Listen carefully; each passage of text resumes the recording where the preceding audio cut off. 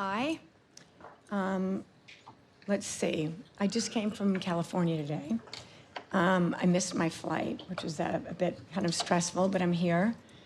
One of the things that is really interesting for me is that I realize that I'm in a group amongst most people in this room are photographers, which is really meaningful to me because I feel like you guys are my people, which makes me really emotional.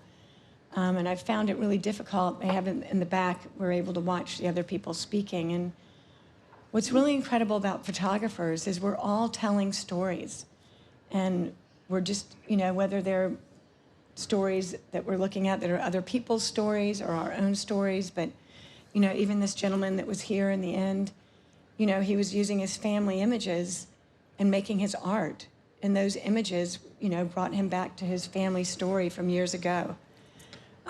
What's interesting about my work is all what's in front of me, and it's my family and my children and my friends, but mostly my family. I grew up in Atlanta, Georgia, and I'm the oldest of two. My mom was mentally ill. She was sexually abused by her dad, and when she was 13, she moved in with her aunt, and my dad kind of kept her contained, and then as I was like in my late teens, right before I graduated, she moved out and they got divorced. And so we had kind of a very unusual childhood because we were like in a bubble. Like, for example, I just, not that it matters, but I was like a virgin until I was 21. I never did any drugs or alcohol. I thought the Beatles and the Rolling Stones were the same group. I'm very naive. And I'm not very good in school. I had really bad learning disabilities. And I never felt like I belonged anywhere. I felt like I was just never really part of anything. I wasn't part of a group of friends. I wasn't like in a sorority. I was a ballet dancer, and that's where I ended up going to Utah. And I cut my hair and became a photographer. And then that was incredible because I was part of a family with the community of the fashion industry and the models. But really all I wanted to do is be a mom, and I just wanted to have children. And then I met my ex-husband, and around age 38, I just started worrying, like, am I going to become crazy like my mom? And I wanted to wonder, where did that craziness come from? So I started documenting my family, which is what this first body of work is that you see up here. These are just all different relatives, and this is at the very beginning. So I started as a photographer at age 26, which was a life-changing experience because it was like I had this talent in me and I never knew it. I never thought I was an artist, ever. I never thought I would get into art school. I went to college just for a year, and that's only because I was a ballet dancer. I was terrible. I'm talking like D's, C, D's, F's, that type of bad. And I always thought I was stupid, but I realized that I'm not stupid. I'm actually very, very smart. I'm just not a very academic person. I'm not good at testing, but I am good at taking photos, and that's my way of writing. It's my communication. It's my diary. It's my way of connecting with people. And so I started photographing my family, and I learned through these pictures that I wasn't crazy, but at age 38, within 2 years, these images were in the Saatchi Gallery. Charles Saatchi was an advertising person who started collecting artwork and became one of the biggest, most important art collectors in the world. Because he was in the advertising world, he's a media person and he loves controversy. And I think without me knowing, because as you can see in some of these images, like my son is peeing in one of them and there's nudity, he knew there would be controversy. And so in a gallery show in London, about a week before the show closed, the Scotland Yard came in because they had heard that there was some nudity and they wanted to use this as an example. And what was interesting is I don't think that anyone cared about the nudity because the show had been up for 3 months. I had done so many different articles in different magazines. I actually think it was probably him that kind of instigated this, because once you tell someone, hey, there's naked kids in this gallery, and there's children peeing, and it's like there's some states in America where you can't, it's illegal to take a picture of a child, peeing. So basically that was really traumatizing for me. And so I felt like, I was suddenly like this huge explosion in the art world. I became like an A-list person. I was on talk shows with like the most sophisticated people, and here I am. I'm like, I never went to school. I never thought I was an artist, and I'm talking with like doctors and writers and, you know, huge artists, and it was just so like shocking for me. But the thing that was different for me is I was speaking from my heart, because it was something that happened to me, and it was very easy for me to do because I was just talking about my life. And so after that, I just felt like, well, what am I going to do now? I've broken into the art world, and I don't know if you guys know who Elizabeth Hurley is, but she's an actress that went out with Hugh Grant.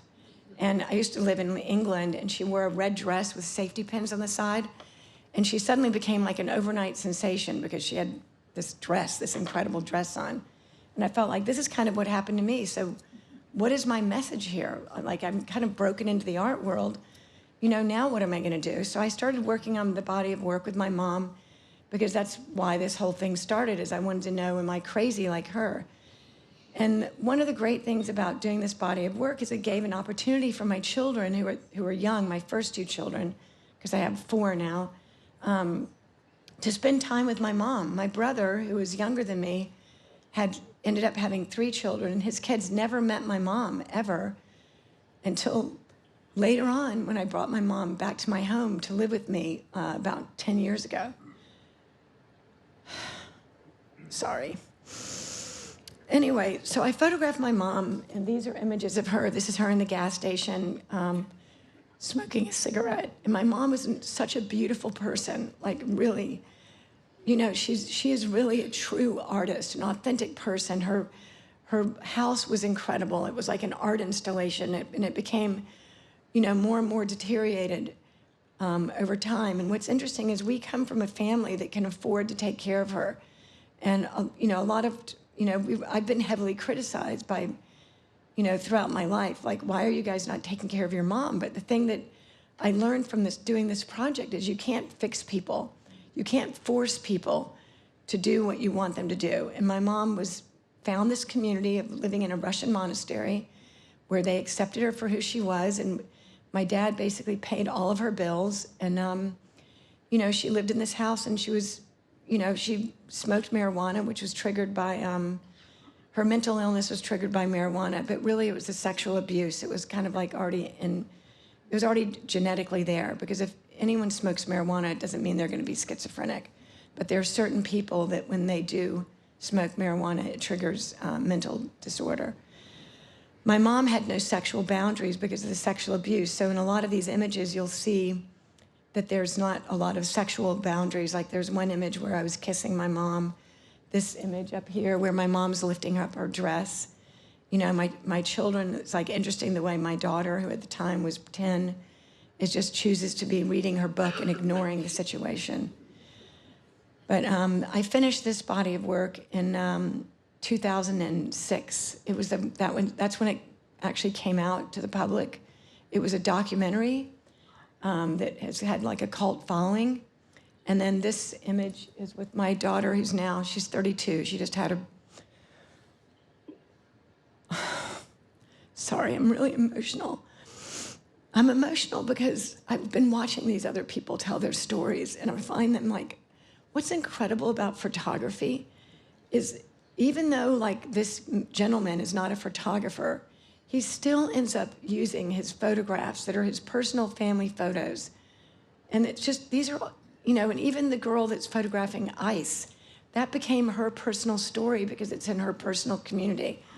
And what I find so incredible is that photography is, we're all sharing our personal stories, hoping to reach other people, to help other people learn and get through things or be aware of things. And that's what I find so incredible about photography.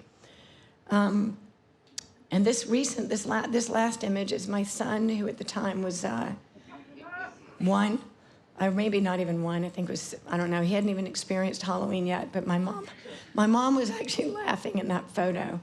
And that was the first time that he saw somebody in a mask. And anyway, but I look at all those pictures of my mom almost as self-portraits because I felt like it was like me and all those images with my mom. So the next body of work I did is called Exposure. These images were all of my images up until this body of work actually until the next body of work, were all shot on film. This particular body of work was shot on my Mamiya 6.7. Most of my Mother project and the one before is a Mamiya 6.7.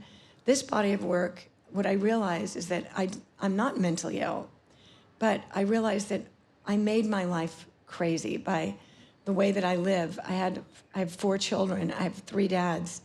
I have, I've got learning disabilities. I have no boundaries. And after the Saatchi show, I started doing all these nude images. I'm not a nude photographer, but I started taking all these nudes because everyone was telling me, get naked. It's like, I went to Hollywood. I moved to California because my son had learning disabilities, and I would be doing photo shoots with celebrities and people I didn't even know who they were.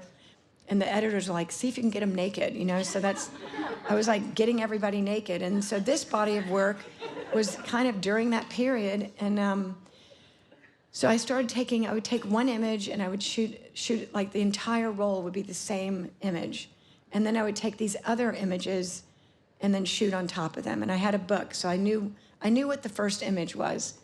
But what's interesting about these images is that just all of these images are like a diary of my soul. It's like if I took each one of these images and broke it down and told you my story, it's like all of these images are my story.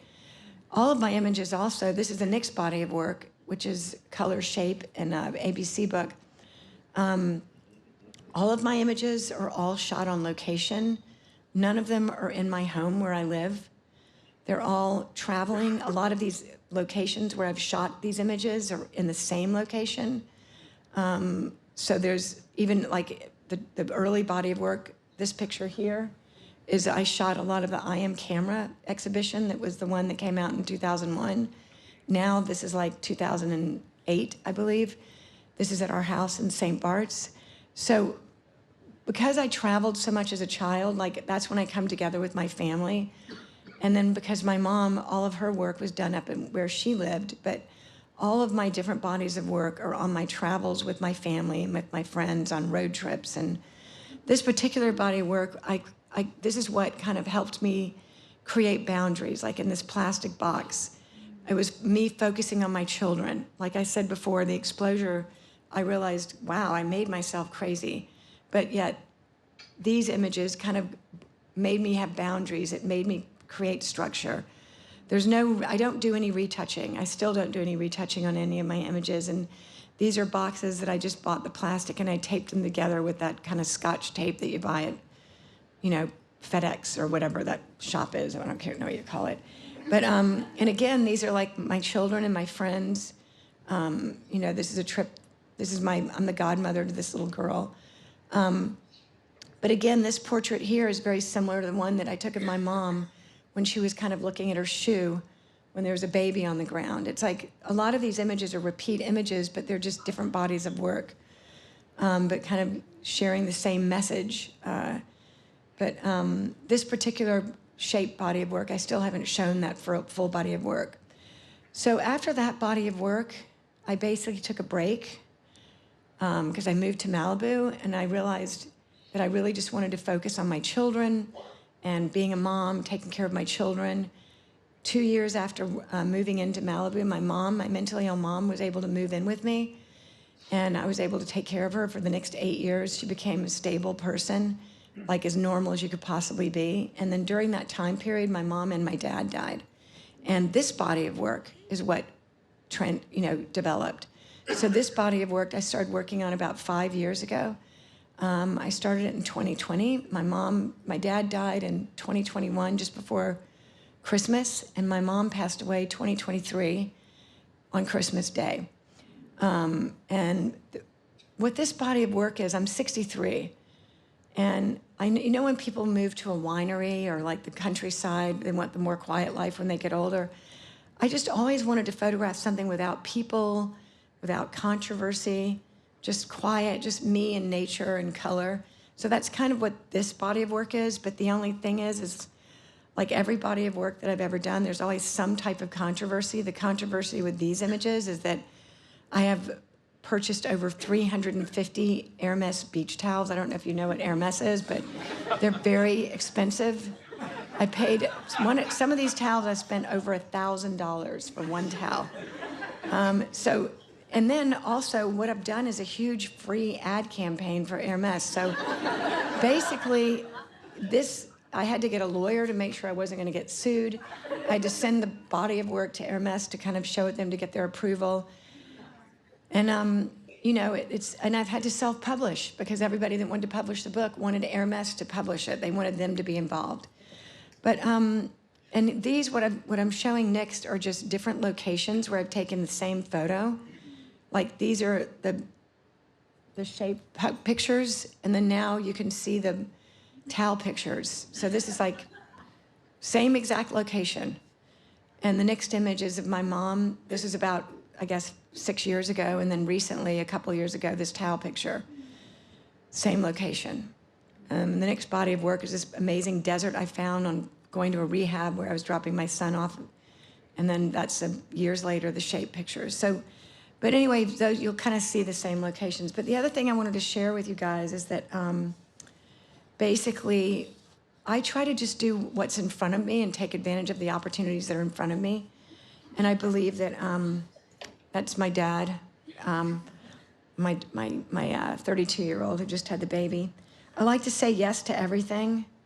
Even coming to this today, my daughter just had a baby on, I didn't know when it was gonna come, and it came on Thursday at 6:30 a.m., which is amazing. Can't wait to get home.